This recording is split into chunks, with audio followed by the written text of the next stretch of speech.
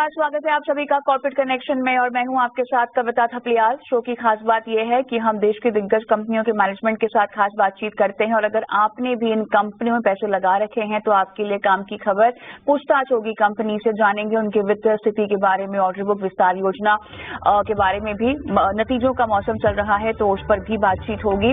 Market expert हमारे साथ show में जुड़ते हैं जो कंपनियों की कॉमेंट्री को सुनते हैं और आपको सही और सटीक सलाह भी देते हैं।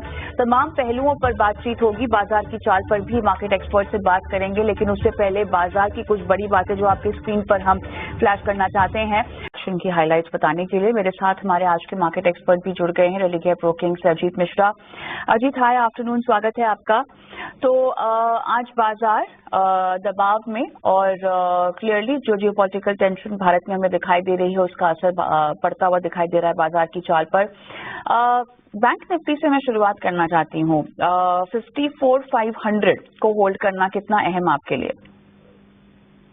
शुक्रिया कविता। तो कविता देखिए, ये जो मार्केट में थोड़ा सा जो शुरुआत हुई है, नरम शुरुआत मैं कहूँगा मे सीरीज की, कहीं ना कहीं देखिए मार्केट में इंडिकेशंस थे कि लास्ट 2 दिन से अगर आप देखेंगे तो बहुत टाइट रेंज में आप मार्केट में कंसोलिडेशन दिख रहे थे और ऑलमोस्ट वर्टिकल राइज दोनों इंडाइसेस में करीब 2600 पॉइंट की रैली निफ्टी में लो से आपने देखी थी और करीब 7,000 पॉइंट की रैली आपने बैंकिंग इंडेक्स में, जो कि इंडेक्स को रिकॉर्ड हाइज पे लेके गया था। नो डाउट बैंकिंग की परफॉर्मेंस ज्यादा इंपॉर्टेंट रहेगी आने वाले टाइम में भी, बिकॉज ये पहला सेक्टर था जिसका वेटेज है इंडेक्स में और जिसने नया हाई बनाया था। आज एक गैप था बेसिकली डेली चार्ट पे, वो पहला गैप इसने फिल कर दिया, करीब 54,400 के पास वो जोन था। तो अब मुझे लगता है थोड़ा बहुत कंसोलिडेशन जरूर हो सकता है। टाइम वाइज बेसिकली करेक्शन मैं कहूँ अगर, तो वो पॉसिबिलिटी ज्यादा दिखती है मुझे इन बैंकिंग स्पेस।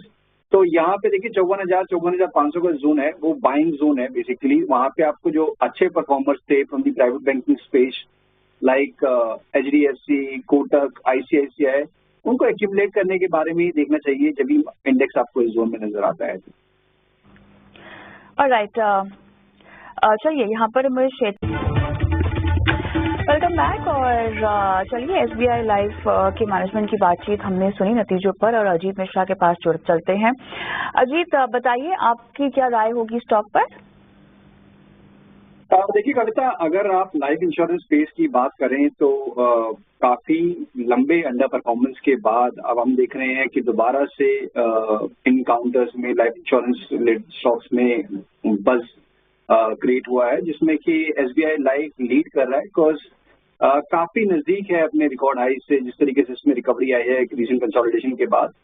और दूसरी इंपॉर्टेंट ये चीज थी कि यहाँ पे करेक्शन भी कंपैरेटिवली कम था, तो बेसिकली एक कंसिस्टेंट आउट परफॉर्मर रहा है with in the life insurance space SBI life की अगर बात करें तो अगर लंबी अवधि का नजरिया, डेफिनेटली यहाँ पे आप कंसोलिडेशन को यूटिलाइज कर सकते हैं टू एक्यूमुलेट नेक्स्ट स्विंग में। और अगर 3 से 6 महीने की अगर हम बात करें तो प्रॉब्ली करीब 2200 से लेकर 2400 तक का जोन इस स्टॉक में आपको देखने को मिल सकता है, जहां पे कि करीब 1380, 1350 का जोन है, वो मेजर सपोर्ट अब बन गया है। तो रिस्क रिवॉर्ड फेवरेबल है, आप medium long term investment perspective से यहाँ पे स्टॉक को एक्यूमुलेट कर सकते हैं। एक्यूमुलेट करने की आपको सलाह दी जा रही है। इंपॉर्टेंट सपोर्ट 1380, 1350 के आसपास आते हुए दिखाई दे रहे हैं SBI लाइफ में। चलिए कुछ और काउंटर्स और नतीजों का जो इम्पैक्ट पड़ रहा है उन पर बात करते हैं। और देखिए एक्सिस बैंक रिजल्ट्स के बाद यहाँ पे लगभग 4% गिरता हुआ, दूसरे बैंकों के मुकाबले अगर हम देखें तो रिपोर्ट जो है ग्रोथ को लेकर थोड़ी सी खराब आती हुई दिखाई दे रही है। क्रेडिट कॉस्ट भी यहाँ पर बढ़ने की आशंका, जिसके चलते दबाव। क्या कहेंगे आप स्पेसिफिक काउंटर को लेकर?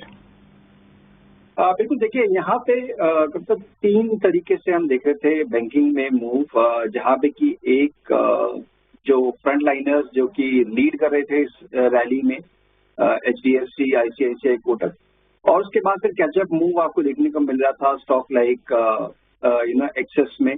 तो अब यहाँ पे जिस तरीके से एक शार्प रिकवरी के बाद पोस्ट नंबर्स जो एक रिएक्शन देखने को मिला है, मुझे लगता है कहीं ना कहीं शॉर्ट टर्म में थोड़ा सा कंसोलिडेशन का बायस जरूर देखने को मिल सकता है, बट ओवरऑल टोन अभी भी पॉजिटिव साइड पे बनी हुई है।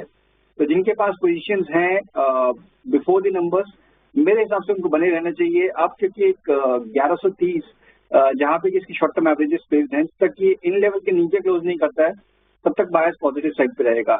रिकवरी के केस में थोड़ा सा ग्रेजुअल रिकवरी जरूर हो सकती है, तो करीब 1200 पे पहला हर्डल, उसके मतलब करीब 1240 1250 का जोन ये स्टॉक टेस्ट करने की पोटेंशियल लगता है आने वाले दिनों में। 1230 आपके मुताबिक एक अहम सपोर्ट लेवल और 1230 1250 तक जाने की उम्मीद है, लेकिन थोड़ा सा स्लो होगा। रिलायंस के नतीजे आज आने वाले हैं और ऐसे में अनुमान के लिहाज से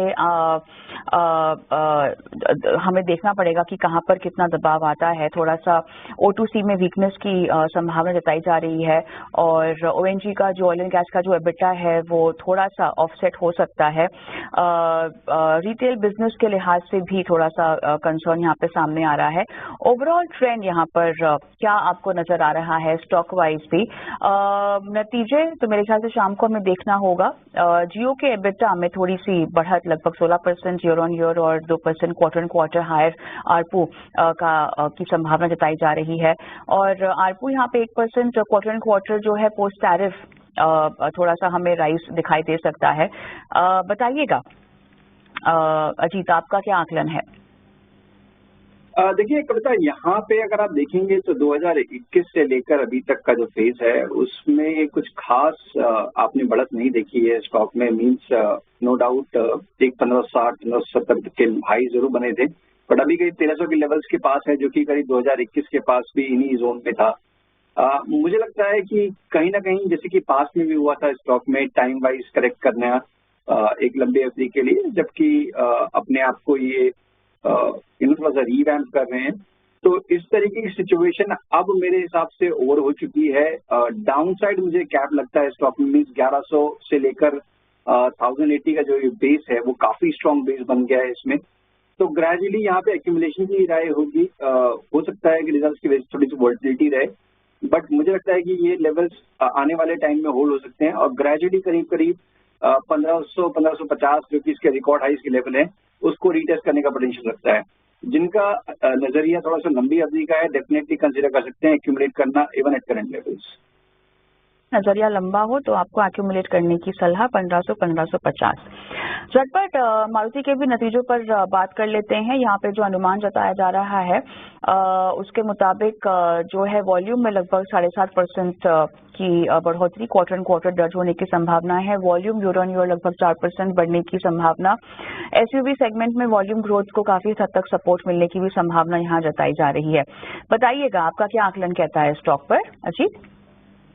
बिल्कुल, देखिए यहाँ पे भी एक रिकॉर्ड हाइस के पास कंसोलिडेशन का दौर चल रहा है। अच्छी बात यह है कि स्टॉक ने मल्टीपल अटेम्प्ट्स किए, अभी हाल फिलहाल में रिकवरी के अपने ऑलमोस्ट रिकॉर्ड हाइस के पास भी पहुंचा, बट कहीं ना कहीं थोड़ा सा पॉज कंसोलिडेशन एक्सटेंड होता हुआ नजर आ रहा है। मेरे हिसाब से यहाँ पे आपको एक्यूमुलेशन के बारे में सोचना चाहिए, बिकॉज शॉर्ट टर्म में हो सकता है शायद आपको एक रेंज बाउंड बायस कंटिन्यू होता हुआ नजर आए। तो 11,000 एक बहुत स्ट्रॉन्ग बेस बन गया है इसके लिए। जब तक इसके ऊपर है तब तक आपको बाय ऑन डिप्स कंटिन्यू रखना चाहिए, जहां पे कि 13,000 13,500 रिकॉर्ड हाइस के जोन ये आपके लिए टारगेट एरियाज होंगे। टाइम होराइजन करीब 2 से 3 महीना। यहाँ पर 2 से 3 महीने करंट लेवल्स पर करते हैं खरीदारी तो 11,000 एक बहुत अहम सपोर्ट मिल बना हुआ है। 13,500 13,000 तक के लेवल्स की संभावना यहाँ पर 2 से 3 महीने में। और राइट, अच्छी तीसरे के साथ हमें शो को भी समाप्त करना होगा। जाने से पहले कोई डिस्क्लेमर देना चाहेंगे? शुक्रिया कविता। तो देखिए जो भी स्टॉक्स हमने डिस्कस किए हैं पर्सनली इनमें किसी में मेरी पोजीशन नहीं है, बट हमारे क्लाइंट्स के पास ये स्टॉक्स हो सकते हैं। धन्यवाद अजीत, आपने आज समय दिया तमाम सवालों के जवाब के लिए। और इसी के साथ कॉर्पोरेट कनेक्शन में मुझे भी इजाजत दें। ब्रेक लेते हैं, ब्रेक के उस पार स्टॉक फटाफट।